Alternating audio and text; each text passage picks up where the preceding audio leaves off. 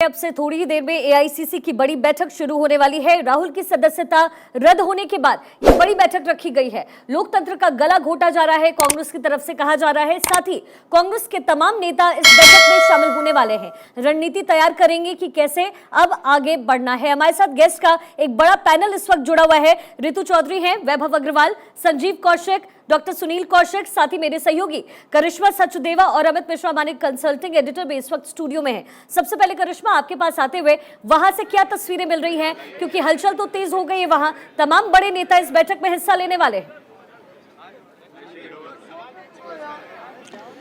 बिल्कुल ठीक कहा आपने, क्योंकि अब से कुछ देर में मीटिंग स्टार्ट होगी, लेकिन उससे ठीक पहले आपको ये तस्वीरें दिखाना चाहूंगी। देखिए, तमाम कांग्रेसी यहाँ पे कार्यकर्ता जुटे हुए हैं। दरअसल आगे की रणनीति पर अब यहाँ से मंथन चिंतन किया जाएगा। यहाँ से विरोध प्रदर्शन के जो सुर है वो काफी ज्यादा बुलंद हो चुके हैं। हमने देखा कि अलग अलग जगहों पर कांग्रेस किस तरीके से हमलावर हो रही है। आइए, कुछ कार्यकर्ता है इस वक्त मेरे साथ जुड़े हुए, सीधा मैं उनकी तरफ रुख करती हूँ। किस तरीके से देखते हैं यहाँ पे राहुल गांधी की सदस्यता जो रद्द हुई है? बीजेपी कह रही है कि कानून में आखिर यहाँ पे कांग्रेस को एक नया कानून चाहिए क्या? नहीं, कांग्रेस को कोई नया कानून नहीं चाहिए। और ये सदस्यता जो रद्द की गई है, ये सब स्क्रिप्टेड इवेंट था। मोदी जी ने बहुत पहले ही लिख दिया था, जब हमारे नेशनल लीडर ने कैम्ब्रिज यूनिवर्सिटी में अपना प्रवचन जो है दिया और लोकतंत्र की आंखें खोलने की जो है कोशिश की, तो मोदी जी की उसी समय और इन भगवाधारियों की पेंटे गीली शुरू होनी हो गई थी उसी समय। और ये मेरा मानना है कि ये लोग जो हैं सदस्यता ये क्या रद्द करेंगे। एक बार ऐसा प्रकरण जो है श्रीमती इंदिरा गांधी जी के भी साथ हुआ था और हम पूर्ण बहुमत से जो है वापसी कर आए थे। 2024 में हम संपूर्ण बहुमत से आएंगे, विश्वास का। चलिए ठीक है करिश्मा, मैं आपके पास वापस आऊंगी। अमित मिश्रा हमारे कंसल्टिंग एडिटर इस वक्त हमारे साथ स्टूडियो में हैं। अमित, इस पूरे मामले और मुद्दे को समझते हुए राहुल गांधी की सदस्यता चली गई है, 2024 कितना मुश्किल अब हो जाएगा ये समझना बहुत मुश्किल नहीं है अमित? बिल्कुल, और कांग्रेस के लिए जो सबसे बड़ी बात है, उन्हें दो फ्रंट पे इस चुनौती का सामना करना पड़ेगा शिखा। पहला तो उन कानूनी प्रक्रिया है जो कोर्ट के जरिए उनको करना पड़ेगा, और दूसरा एक जन आंदोलन बनाने की कोशिश करनी पड़ेगी कांग्रेस को, अगर कांग्रेस को एज अ पॉलिटिकल पार्टी जिंदा रहना है तो। क्योंकि ये ऐसा झटका है जिस पर आपने देखा भारतीय जनता पार्टी कितनी एग्रेसिव है। अभी प्रेस कॉन्फ्रेंस में दो केंद्रीय मंत्री बैठे थे और दोनों ने साफ किया कि ये कोर्ट का फैसला है, राजनीतिक तौर पर नहीं। और राहुल गांधी पर तमाम वो आरोप लगाए जो राहुल गांधी पहले अपने बयानों वक्तव्यों के जरिए कहते रहे हैं। और अमित, आपको माफ कीजिएगा यहाँ रोकते हुए, देखिए राहुल गांधी की पहली प्रतिक्रिया सामने आ चुकी है। उन्होंने कहा है, ट्वीट किया है, मैं हर कीमत चुकाने को तैयार हूं। तो राहुल गांधी की प्रतिक्रिया, संसद की सदस्यता जाने के बाद ये पहली प्रतिक्रिया राहुल गांधी ने ट्वीट करके दी है। उन्होंने लिखा है कि मैं हर कीमत चुकाने को तैयार हूं। और शायद अमित, ये वही कीमत चुका रहे हैं। प्रधानमंत्री मोदी के सरनेम को लेकर के जो बात कही गई, और कल से ही ये बात बहुत ज्यादा उठ रही थी, सियासी गलियारे में ये हलचल थी अमित कि सदस्यता चली जाएगी, हुआ भी यही। बिल्कुल, और अब जो राहुल गांधी एक तरीके से अपना करियर आगे बढ़ाएंगे, क्योंकि ये जो करियर था ये फुल स्टॉप यहाँ हो गया है जो सांसद के तौर पर। अब कोर्ट का क्या फैसला आता है, उसके बाद क्या होता है, ये सब भविष्य की बातें हो गई शिखा। अब राहुल को इमर्ज होना पड़ेगा एक जननेता के तौर पर। उसके लिए राहुल कितने तैयार हैं, कांग्रेस पार्टी कितनी तैयार है, क्योंकि ये जब तक सड़कों पर नहीं जाएगी ये पॉलिटिकल पार्टी, तब तक मुझे नहीं लगता है कि वो एक पॉलिटिकल सिस्टम के तौर पर बेहतर तरीके से इमर्ज हो पाएगी। और उसके लिए इनको, क्योंकि जनाधार इनके पास बहुत ज्यादा बचा नहीं है, उस जनाधार को निकालने की कोशिश की जाएगी जो कांग्रेस के वोटर्स हैं। दूसरी तरफ इनको विपक्ष के उन दलों से भी समझौता करना पड़ेगा, क्योंकि आज देखें विपक्ष के तमाम दल कांग्रेस के समर्थन में, राहुल गांधी की सदस्यता के समर्थन में एकजुट से सामने आए। अखिलेश हो, यादव हो, ममता बनर्जी हो, अरविंद केजरीवाल हो, तमाम वो नाम जो बड़े नाम है विपक्ष के नेताओं के, वो तमाम लोग आए हैं सामने। तो इसको लेकर कांग्रेस को एक प्लेटफॉर्म तो मिला है। अब कांग्रेस इस प्लेटफॉर्म का कैसे इस्तेमाल करती है, क्योंकि कांग्रेस को देश की जनता ने विपक्ष में रहते हुए कई बार प्लेटफॉर्म दिए, उस प्लेटफॉर्म का वो इस्तेमाल नहीं कर सकती है। तो ऋतु है अमित, ऋतु आप जो सवाल उठा रहे हैं, ऋतु चौधरी हमारे साथ इस वक्त है। ऋतु जी, आपसे इस सवाल का जवाब, अमित कह रहे हैं कि एक प्लेटफॉर्म आपके लिए तैयार करना बहुत जरूरी है। हालांकि आपके जितने भी नेता हैं वो कह रहे हैं कि 2024 अभी बहुत दूर है, लेकिन आपको नहीं लगता कि अब आपको एक नए सिरे से इसकी शुरुआत करनी पड़ेगी? और ये जो आदेश आया है उसकी खिलाफत हो क्यों रही है आपकी पार्टी में? देखिए, ये तो बिल्कुल सर्वसम्मत है कि डर जाहिर है कि ये लोग इतने डर गए हैं। यहाँ पर जो मसला है वो मोदी सरनेम का तो बिल्कुल भी नहीं है। यहाँ पर जो मसला है वो गांधी सर ने हुआ है। ये गांधी से तब भी डरते थे और ये गांधी से आज भी डरते हैं। गांधी नाम का जो डर है इनको रातों को सोने नहीं दे रहा है। और राहुल गांधी ने जिस दिन लोकसभा में स्पीच दी थी उसी दिन से ये जो है इसकी जो स्क्रिप्ट है वो लिखनी तैयार हो गई थी, क्योंकि मोदी जी इतने डर गए थे कि उन्होंने एक शब्द भी इस चीज पे बोला नहीं। और नहीं, लेकिन मानहानि मामले में सदस्यता रद्द होना, 2013 का वो फैसला, राहुल गांधी का ऑर्डिनेंस फाड़ देना, मुझे खुद भी याद है अमित, मैं खुद भी उस प्रेस कॉन्फ्रेंस में उस वक्त मौजूद थी। राहुल गांधी पहुंचते हैं, वहां प्रेस कॉन्फ्रेंस चल रही होती है, ऑर्डिनेंस जो उसके खिलाफ, कोर्ट के फैसले के खिलाफ कांग्रेस सरकार ला रही थी, राहुल गांधी ने उसे फाड़ दिया और वो निकल गए। आज उसकी सजा वो भुगत रहे हैं। ऋतु जी, दिक्कत क्या है फिर?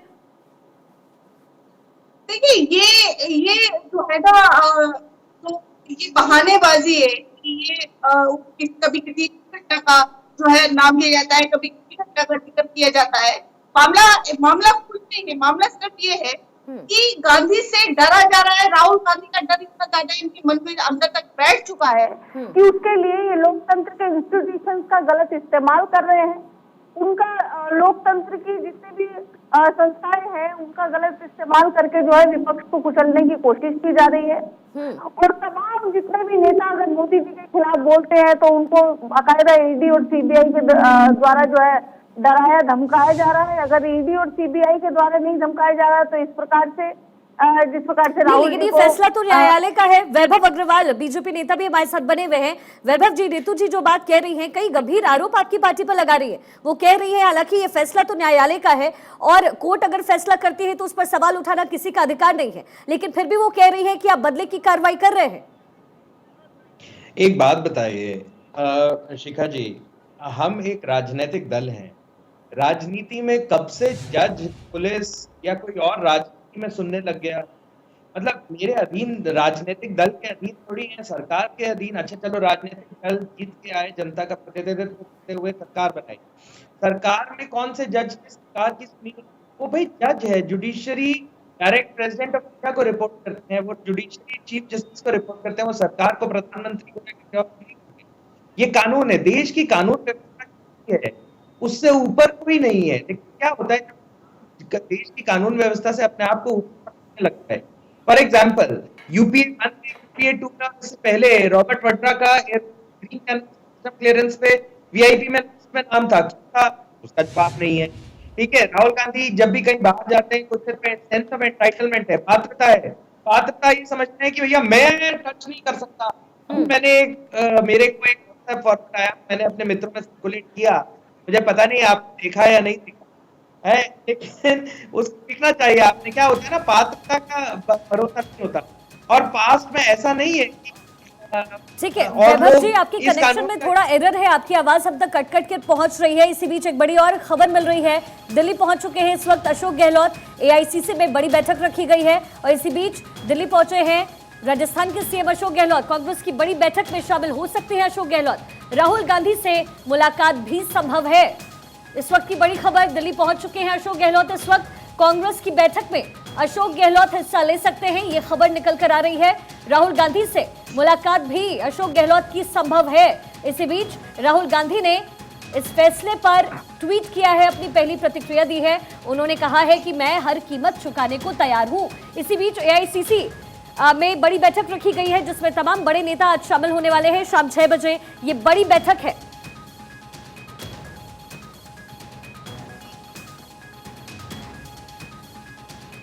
संजीव कौशिक राजनीतिक विश्लेषक भी इस वक्त हमारे साथ जुड़े हुए हैं। संजीव जी, अगर इस पूरे मामले को समझा जाए तो बहुत सीधा सा है कि न्यायालय ने एक फैसला किया राहुल गांधी के उस बयान को लेकर जो मानहानि की तरफ बढ़ रहा था, प्रधानमंत्री मोदी से जुड़ा वो मामला था और इसमें सदस्यता जाने की बात भी सामने आ रही थी और हुआ भी वैसा ही।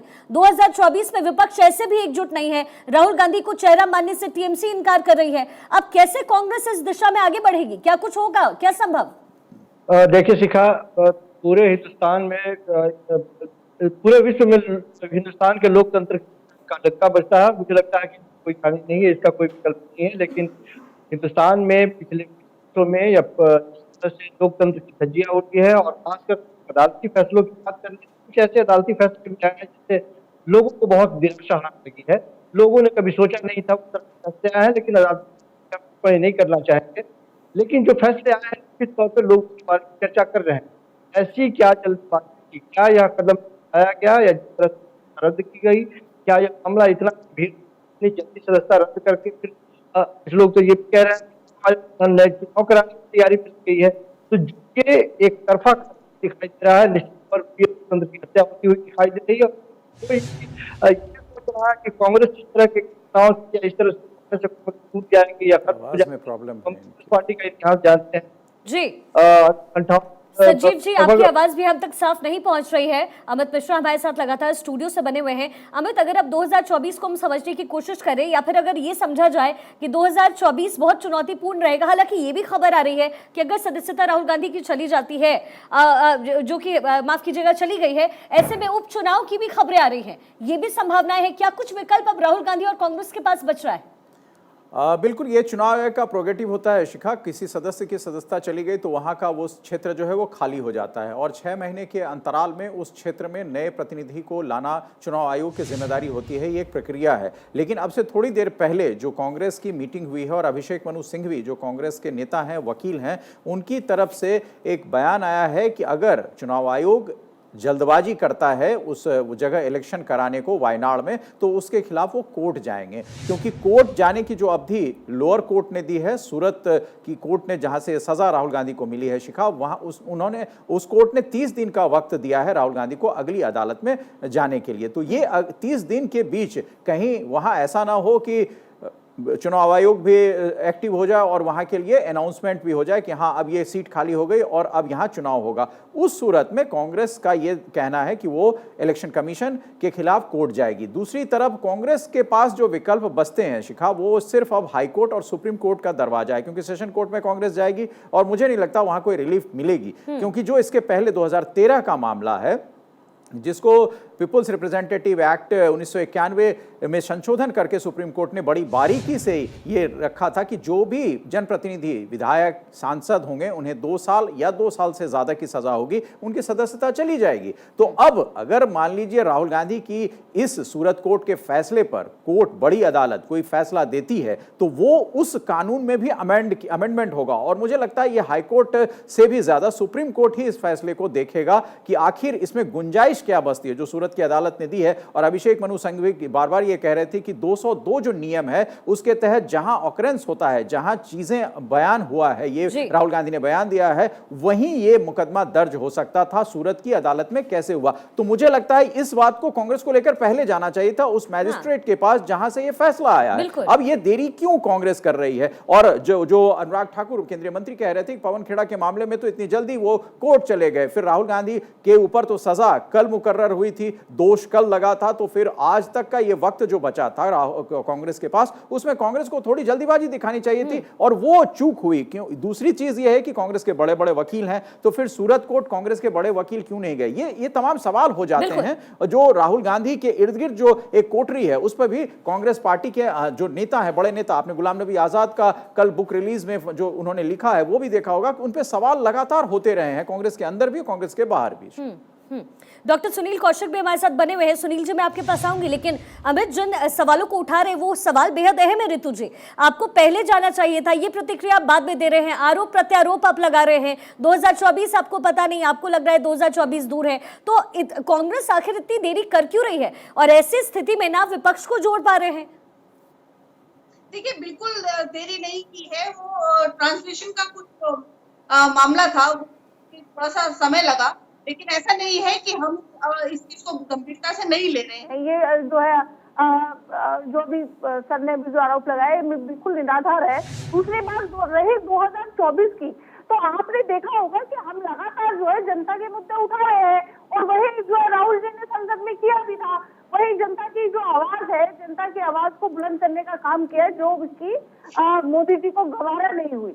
और इस तरह के जो है फटाफट फैसले 7 फरवरी को स्पीच दी जाती है, उसके फौरन 9 दिन बाद जो है जो कंप्लेनेंट है परनेश जी, उन्होंने क्या वो स्टे अपना वापस लेते हैं, उसके फौरन 10 10 दिन बाद चलिए, मैं उम्मीद यही करती हूँ ऋतु जी कि अब देरी नहीं होगी। डॉक्टर सुनील कौशिक है हमारे साथ। सुनील जी, जब भी कांग्रेस की मैं स्थिति देखती हूँ, मुझे वो शेरो शायरी अमित याद आता है कि हमेशा देर हो जाती है, हम देर करते नहीं, देर हो जाती है। ये देरी क्यों होती है कांग्रेस से? सुनील जी। देखो शिखा जी, था कांग्रेस के सदस्य और तत्काल के दिनों में देखा होगा कि उत्तर प्रदेश में चाहे बीजेपी के विधायक रहे हों चाहे अन्य पार्टियों के विधायक रहे हों, सेम डे उनकी सदस्यता रद्द की गई है।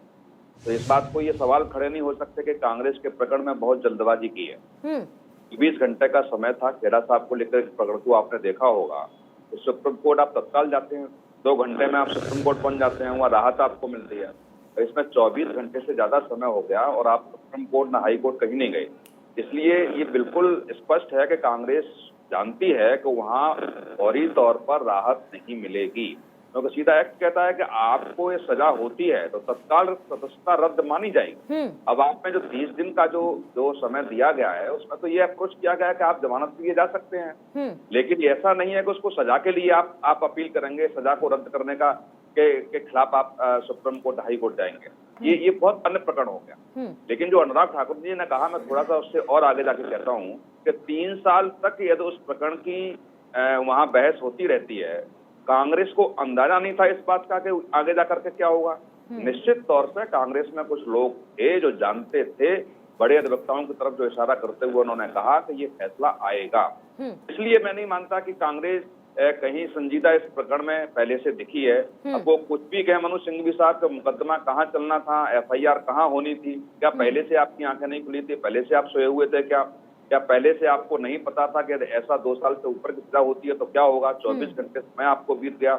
हाँ, लेकिन अब ये है कि राजनीति आप कर रहे हैं, राजनीतिक मुद्दा कांग्रेस को मिल गया है, किस तरीके से जनता के बीच ये प्रेजेंट करते हैं। जो मिश्रा जी ने कहा, मैं सहमत हूँ इस बात को लेकर के 2024 के लिए एक धुरी के रूप में ये काम मुद्दा कर सकता है। चलिए ठीक है सुनील जी, आप बने रहे हमारे साथ। वैभव अग्रवाल, बीजेपी नेता भी हमारे साथ है। वैभव जी, जिस बात का जिक्र सुनील जी कर रहे थे कि एक धुरी का बन सकता है 2024 को लेकर, लेकिन चुनौती अभी भी आपके लिए यहाँ कम नहीं है। जो विपक्ष एक साथ एकजुट नहीं हो पा रही थी, क्या पता इस मुद्दे को लेकर के एकजुट हो जाए, चुनौती आपके लिए यहाँ से बढ़ जाए? देखिए शिखा जी, मैं आपको बताऊं कि सुनील जी का मत अपनी जगह है, लेकिन राजनीति में मैं फुल टाइम हूं। तो मैं आपको बताऊं कि ये एक राजनीतिज्ञ होने के नाते मैं राजनेता नहीं बोलूंगा। राहुल जी ने आज भी पार्लियामेंट में बोला कि वो राजनेता हैं। वो तो दिखने में आ ही रहा है, क्योंकि ओबीसी समाज को गाली दी तो उसको सजा मिलनी ही थी। लेकिन आप जानते नहीं है, शायद मोदी समाज जो है वो ओबीसी अदर बैकवर्ड क्लासेस में आता है। तो कांग्रेस क्या है, बहुत जबरदस्त एक्सपोज हो गई है, तो ध्रुवीकरण तो नहीं हो सकता इससे। प्लस कांग्रेस में क्या है कि राजनीतिक अपॉर्चुनिज्म है थोड़ा बहुत PR के लिए, पब्लिक रिलेशन के लिए, और उस अपॉर्चुनिज्म के तहत, मौका परस्ती के तहत राहुल जी ने स्टेप बाय स्टेप अपने राजनीतिक मौके खो दिए। इस चीज को एक मार्टियर अपने आप को घोषित करने के लिए, शहीद अपने आप को घोषित करने के लिए, राजनीतिक शहीद ये घोषित करने का स्टेप था, और ये पासा उल्टा पड़ गया। क्यों? क्योंकि वो सोचना, उनका ये सोच ही नहीं थी इंसान की कि कानून मेरे ऊपर भी लागू हो सकता है। वैभव जी, शिखा जो जानना चाहती थी वो ये कि आपने एक मौका दे दिया विपक्ष को एकजुट होने का।